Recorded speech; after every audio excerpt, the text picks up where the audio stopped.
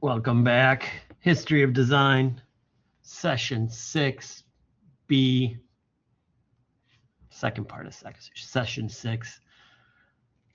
It's actually going to be fairly quick today because we are introducing a new assignment.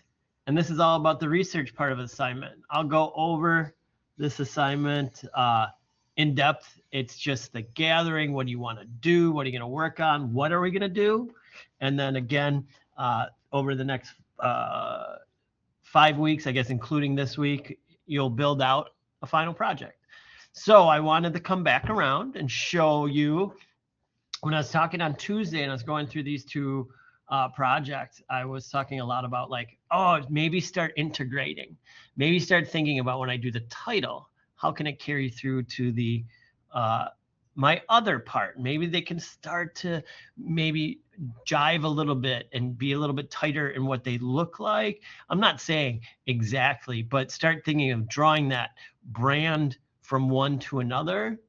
And I know sometimes we're just doing maybe if the title and your title's a bit different, but there's no reason why we can't do that. So I was able to complete my title. And of course, that was in Illustrator. And this is what it looks like. So I'll do that. And I based it off of, we talked about, I based it off of the Frank Lloyd Wright window. I've used this in my Illustrator class and teach how to start just kind of making squares and copying and pasting and all that kind of fun stuff. Oh, now I see this. Kind of didn't realize that was up there. I like that. So I created my version. So it's single color, right? Look what you can do with just grays. And look, I think it looks really good. Like I didn't have to add color to it. And there it is. If I go to the preview, wrong button, you know, it is what it is. But it kind of gets that sense, you know, you think it's stained glass, it gets that sense around. And all this really is just a grayscale piece. Spent a couple minutes longer on it to get this, which then coincides with, oh, got to close that. That's for the next class. Let's move this over. This piece. So this is the other piece. Oh, it's jumping. Why is it jumping? Full screen. Presentation mode. Preview mode. So I kind of took that whole kind of squares and made it stained glassy as well. So it just has those squares and rectangles similar to the other one, but it has all the information put in. And they're not an exact match. No, but they're kind of similar. Let's do that. You know, in style, it has that. I do like the smaller squares here. I couldn't do the smaller squares.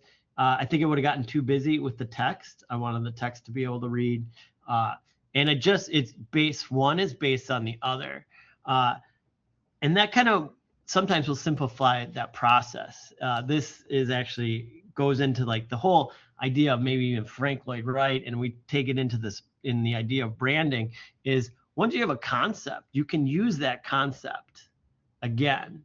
Don't rebuild if it's trying to get across the same message. That's what we do in the branding class. And maybe that's what we should start thinking about here is if we do a title treatment for our chapter, maybe that title treatment influences what the research design looks like.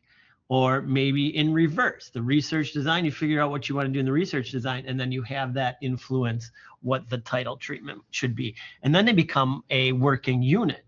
I can even, let's try this. I'm going to do a screenshot over. Let's screenshot this.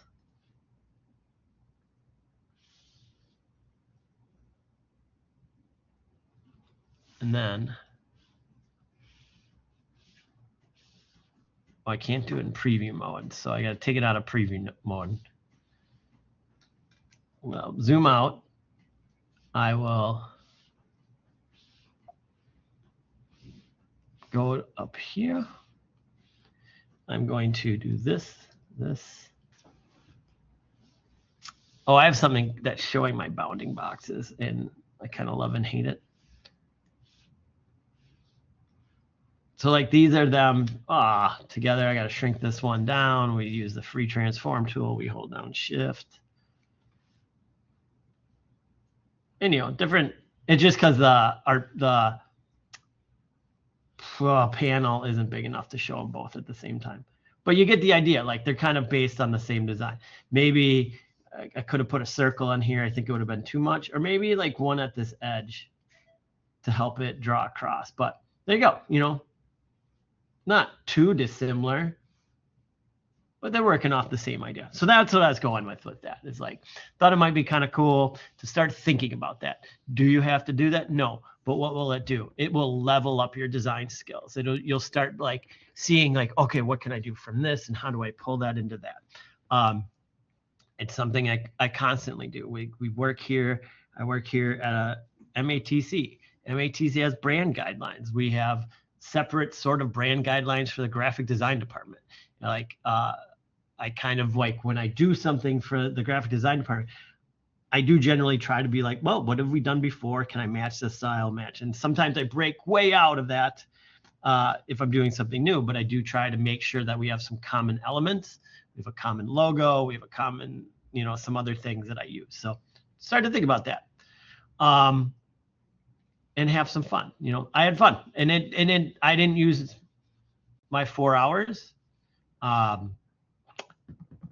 know for a fact I didn't use my 4 hours, because once you get the information, it's just placing it, and once you know one design, the other design follows, and so it becomes easier. So knock those out, have some fun with those, and then the new project. All right.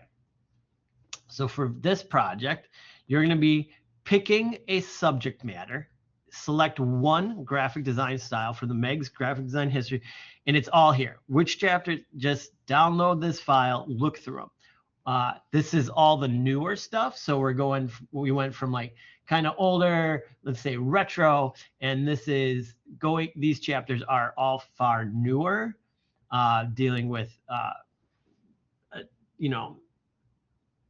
visual identity and beyond. So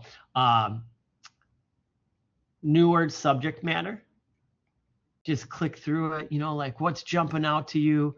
You do a whole thing on the Olympics if you wanted.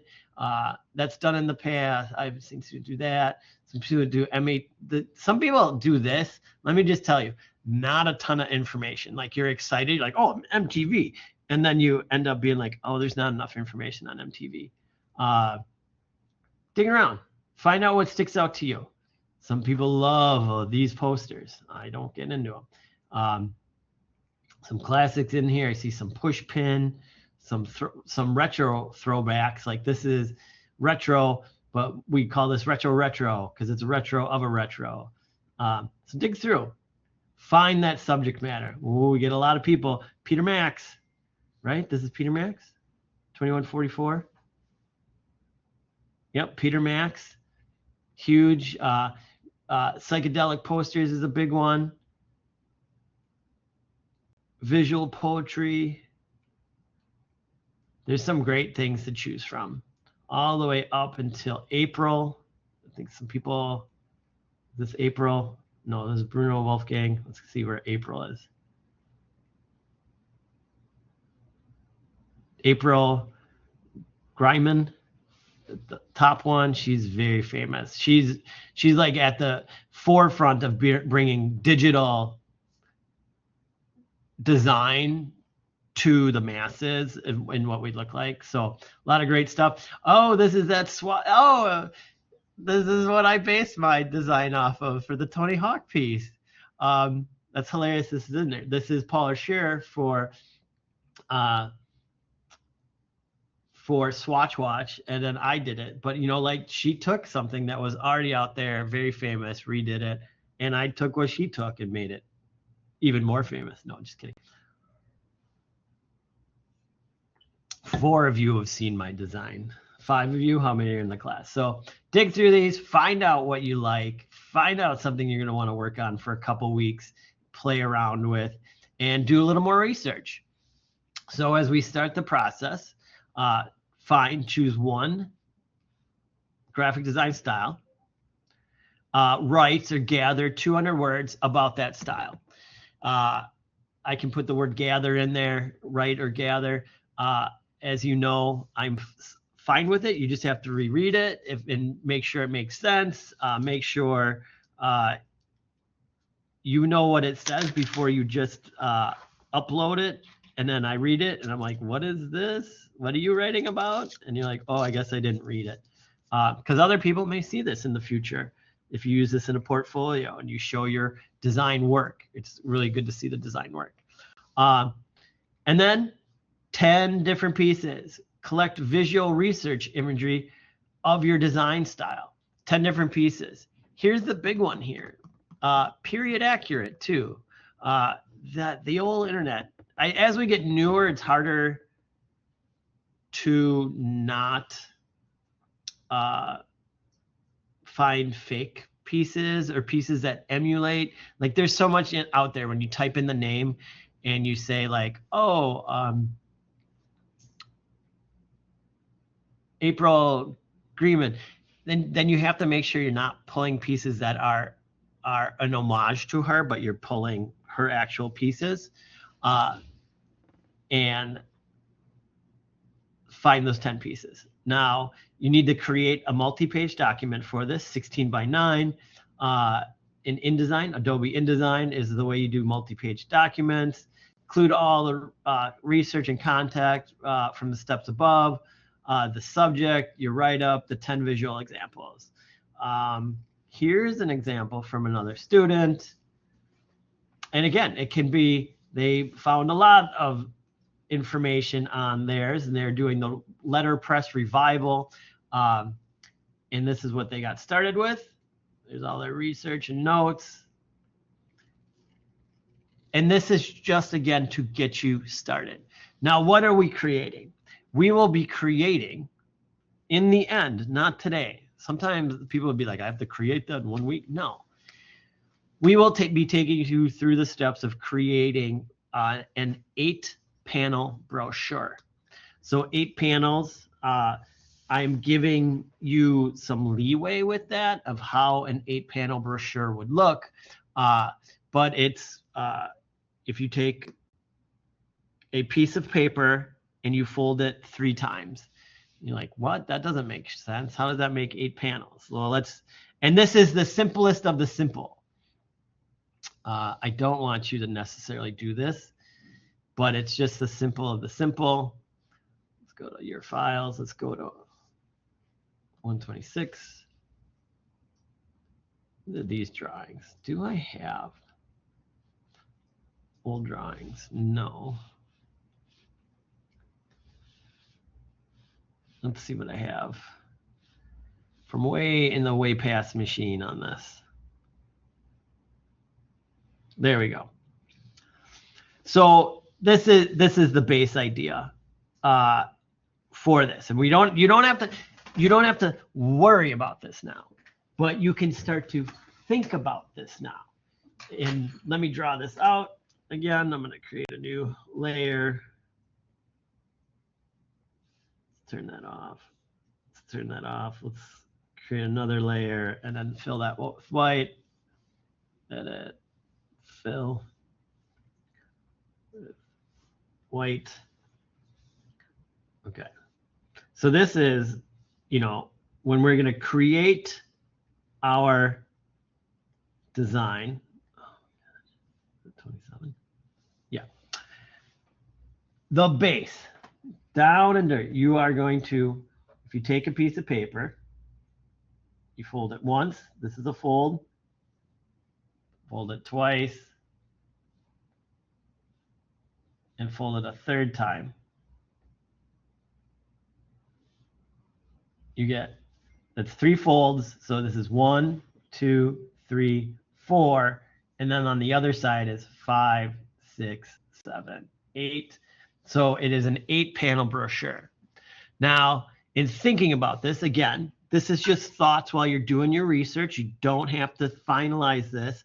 All I want is your subject matter, your write-up on the subject matter, and 10 images. But I want you to think about this. You can do whatever you want.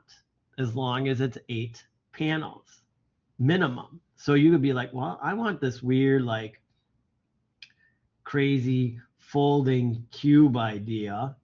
And as long as there's 8 panels, 1, 2, 3, 4, 5, 6, 7, this would be 8 panels, but then the flip side would be 16.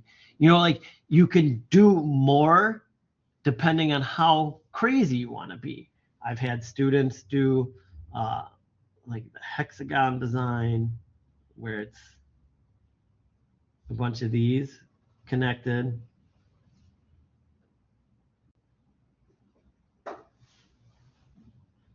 Oh, I'm having a really hard time doing that.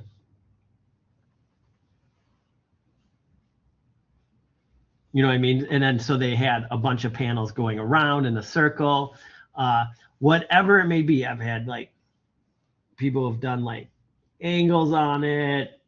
So when it folds, there's going to be more folds that it like, when it's folded up, you get this kind of like this look to it,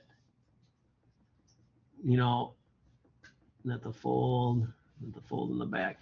So you can do whatever you want when it comes down to it, as long as the end all product is 8 panels. You're gonna have 8 panels. So, but where we're starting is I just want the research right now, but I want you to start thinking, you know, forward. So the first part is the client, you've met with the client, they have said a historical brochure, it's going to be 8 panels, and now the client like, okay, what are we going to do it on? We need one graphic design style, we need your write-up, and we need your 10 different pieces. Let's show me that. Let's get that going. Let's get that style in your head, because you're going to be emulating the style through this whole genre that you picked, and then you're going to work from there. So that is what you need to do for next week. I told you this is going to be a short one. Introductions of the assignments are always very short when it comes to the research part. You know what you have to turn in today. It's the final of, you know, the final project. I will, we can run through that final project so you can see an example. Let's go back out to the home. Make sure everybody knows what to do. It's right here. And I have all my stuff. Let's go to presentation mode. This is what is due at the end of the day. Oh my gosh.